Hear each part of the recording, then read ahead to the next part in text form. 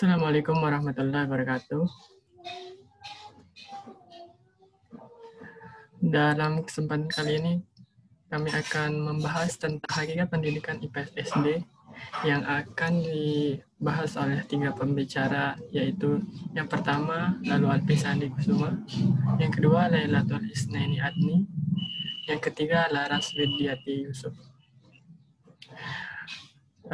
Dalam kesempatan ini, saya juga sebagai moderatornya yang akan menjalankan presentasi pada pagi hari ini. Yang pertama, pengantarnya, pendidikan nasional berfungsi mengembangkan kemampuan dan membentuk watak serta peradaban bangsa yang bermartabat dalam rangka mencerdaskan kehidupan bangsa, bertujuan untuk mengembangkan potensi peserta didik agar menjadi manusia yang beriman dan bertakwa kepada Tuhan Yang Maha Esa, berakhlak mulia, sehat berilmu, cakap, kreatif, mandiri, dan menjadi warga negara yang demokratis dan bertanggung jawab. Selanjutnya, materi pertama akan dibahas oleh Saudara Lailatul Isnaini Adni. Kepadanya dipersilahkan.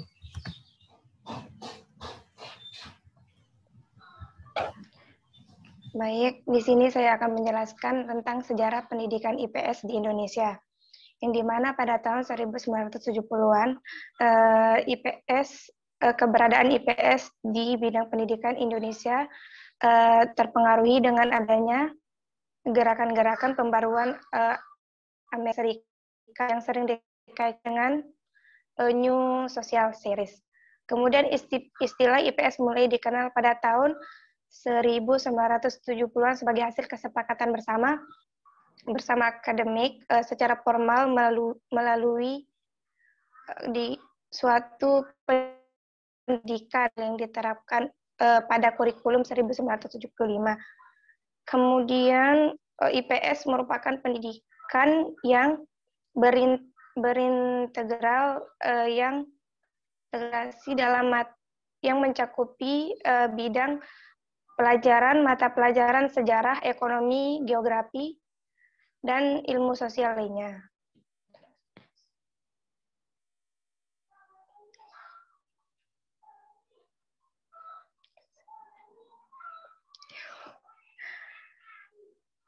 Ya, saya lebih slide. Kemudian yaitu yang kedua, istilah IPS dalam pendidikan IPS, yang dimana ilmu sosial atau IPS pertama kali muncul dalam seminar nasional tentang Civil Education tahun 1972 di Tawangu, Solo. Menurut yang dimana di sini menurut Winata Putra 1978 ada 3 istilah yang digunakan, yaitu yang pertama pendidikan sosial, kemudian yang kedua studi sosial, dan yang terakhir yaitu ilmu pengetahuan sosial. Yang dimana konsep IPS masuk ke dalam dunia sekolah pada tahun 1972, yakni dalam kurikulum Perintis Sekolah Pembangunan atau PPSP, yakni di IKIP Bandung. Kemudian dalam kurikulum SD 8 tahun PPSP yang digunakan dengan istilah pendidikan kewarganegaraan atau studi sosial sebagai mata pelajaran sosial terpadu yang di dalamnya mencakup sejarah Indonesia, ilmu bumi, dan yang diartikan sebagai pengetahuan kewarganegaraan. Sekian.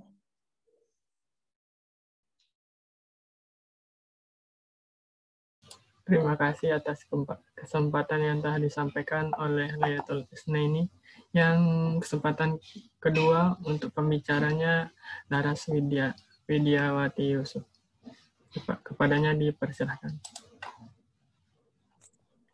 Baik, saya akan menyampaikan materi selanjutnya. Yang pertama yaitu mengenai perkembangan pengertian IPS. Dalam bidang pengetahuan sosial, istilah ilmu sosial dikenal istilah ilmu sosial dan ilmu pengetahuan sosial. Istilah IPS dan keberadaannya dalam kurikulum persekolahan di Indonesia tidak terlepas dari perkembangan social studies di Amerika Serikat. Istilah ilmu pengetahuan sosial merupakan terjemahan studi di Amerika. Oleh karena itu, gerakan dan paham social studies di Amerika Serikat telah banyak mempengaruhi pemikiran mengenai IPS di Indonesia. Social studies bukan hanya merupakan suatu bidang keilmuan atau disiplin bidang akademis, melainkan juga merupakan suatu bidang pengkajian tentang gejala dan masalah sosial. IPS yang pada dasarnya merupakan berasal dari social studies, kemudian mengalami penyesuaian di Indonesia menyangkut tujuan, materi, dan pengelolaannya. Berupa penyederhanaan dari konsep ilmu-ilmu sosial, social studies di Indonesia dijadikan sebagai mata pelajaran untuk peserta didik di tingkat sekolah dasar dan sekolah menengah pertama. Istilah IPS sendiri di Indonesia mulai dikenal sejak tahun 1970-an sebagai hasil kesepakatan dari komunitas akademik dan secara formal mulai digunakan dalam sistem pendidikan nasional dalam kurikulum 1975. Dalam dokumen kurikulum tersebut, IPS merupakan salah satu nama mata pelajaran yang diberikan pada jenjang sekolah dasar dan menengah. Mata pelajaran IPS merupakan sebuah nama mata pelajaran integrasi dari mata pelajaran sejarah, geografi, dan ekonomi, serta mata pelajaran ilmu sosial lainnya. Selanjutnya yaitu mengenai pengertian IPS. Pengertian IPS yang pertama yaitu menurut para ahli. Yang pertama yaitu pengertian IPS menurut Sapria. IPS adalah merupakan disiplin ilmu-ilmu sosial dan humaniora serta kegiatan dasar manusia yang diorganisasikan dan disajikan secara ilmiah dan psikologis untuk tujuan pendidikan. Pendidikan IPS berfokus pada kehidupan sosial manusia dan aktivitas sosialnya. Pendidikan IPS terdiri dari beberapa disiplin ilmu, yaitu bidang kajian sejarah, geografi, ekonomi, dan sosial budaya. Hal ini selaras dengan yang dikemukakan oleh KTSP, yaitu ilmu pengetahuan sosial merupakan salah satu mata pelajaran yang diberikan mulai dari sekolah dasar sampai dengan sekolah menengah pertama. IPS mengkaji seperangkat peristiwa, fakta, konsep, dan generalisasi yang berkaitan dengan isu sosial. Pada jenjang SD atau MI, mata pelajaran IPS menuntut materi geografi, sejarah, sosiologi, dan ekonomi. Melalui mata pelajaran IPS, peserta didik diarahkan untuk dapat menjadi warga negara Indonesia yang demokratis dan bertanggung jawab. Selanjutnya yaitu menurut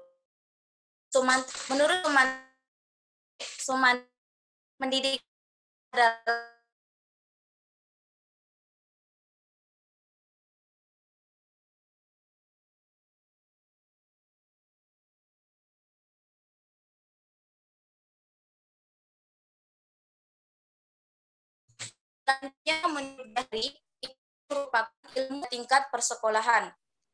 Selanjutnya, menurut Kurnia, pendidikan IPS adalah hasil seleksi dari hubungan interdisipliner antara disiplin ilmu pendidikan dengan disiplin ilmu sosial. Hal ini semata-mata pendidikan. Ahli tersebut bahwa pengertian dari pendidikan IPS yaitu program pendidikan atau bidang di dalam kurikulum sekolah yang mempelajari kehidupan manusia dalam masyarakat, serta atau interaksi manusia dengan lingkungannya.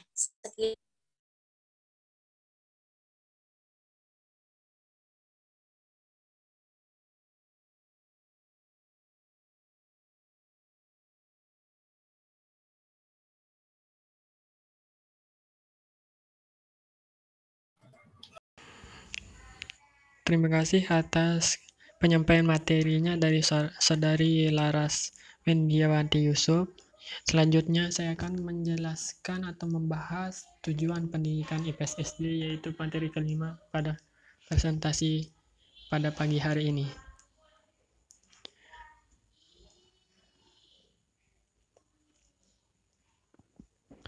Apa sih itu tujuan pendidikan IPS SD? Mengenal konsep yang berkaitan dengan kehidupan masyarakat dan lingkungan. Tujuan pendidikan IPS SD di Indonesia juga pada umumnya mempersiapkan peserta didik agar memiliki pengetahuan, keterampilan, sikap, dan nilai yang dapat dipergunakan untuk memecahkan masalah, mengambil keputusan, beradaptasi dalam berbagai kegiatan kemasyarakatan agar menjadi warga negara yang baik.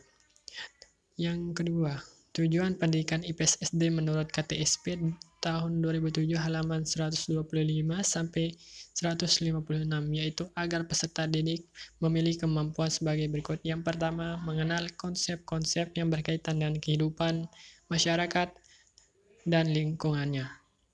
Yang kedua, memiliki kemampuan dasar untuk berpikir kritis, rasa ingin tahu, inquiry, memecahkan masalah, dan keterampilan dalam kehidupan sosial.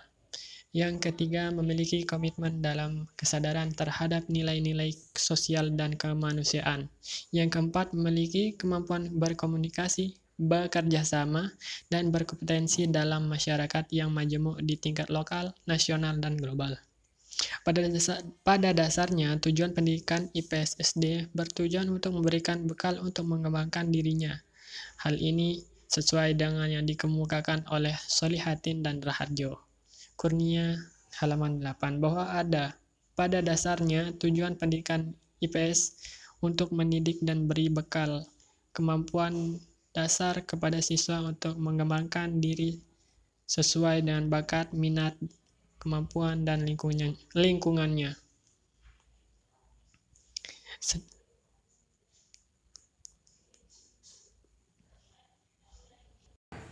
Sekian dari materi kelima. Selanjutnya materi ke-6 yaitu pendidikan IPS sebagai disiplin ilmu. Ilmu pengetahuan sosial adalah program pendidikan yang memiliki bahan pendidikan dari berbagai disiplin ilmu sosial dan humanity atau ilmu pendidikan dan sejarah yang diorganisir dan disajikan secara ilmiah dan psikologis untuk tujuan pendidikan yang berlandaskan Pancasila dan kebudayaan di Indonesia. IPS juga dapat dikatakan suatu fusi atau perpaduan dari sejumlah mata pelajaran sosial sehingga dalam mata pelajaran sosial, IPS tersebut menggunakan bagian-bagian tertentu dari ilmu-ilmu sosial. Pada prinsipnya, pendidikan IPS di sekolah dasar tidak mengajarkan ilmu-ilmu sosial sebagai disiplin ilmu, melainkan konsep-konsep esensi ilmu-ilmu sosial untuk membentuk siswa menjadi warga negara yang baik atau good citizen. Karena itu, sebagai upaya dalam pembentukan karakter, maka perlu adanya kesesuaian dengan budaya bangsa ini. Pelaksanaannya tidak semata-mata hanya dilakukan di sekolah melalui serangkaian kegiatan belajar mengajar, tetapi dapat diadakan serangkaian kegiatan pengembangan diri yang dilakukan luar sekolah. Yang terakhir, pembiasaan atau habituasi dalam kehidupan seperti religius, jujur, disiplin, toleran, kerja keras, cinta damai, tanggung jawab, kerjasama, adil, dan peduli. Perlu dimulai dari lingkup terkecil seperti keluarga sampai dengan cakupannya lebih luas, yakni di masyarakat.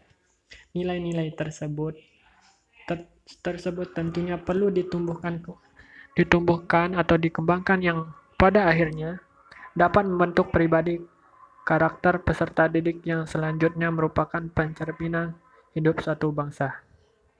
Sekian yang dapat saya sampaikan dalam presentasi kali ini. Terima kasih atas pembicara-pembicara sebelumnya, kepada Ibu dosen yang telah beri kami kesempatan untuk berdiskusi membahas tentang hakikat pendidikan IPS. Atas perhatiannya saya ucapkan sekali lagi terima kasih sebesar-besarnya. Assalamualaikum warahmatullahi wabarakatuh.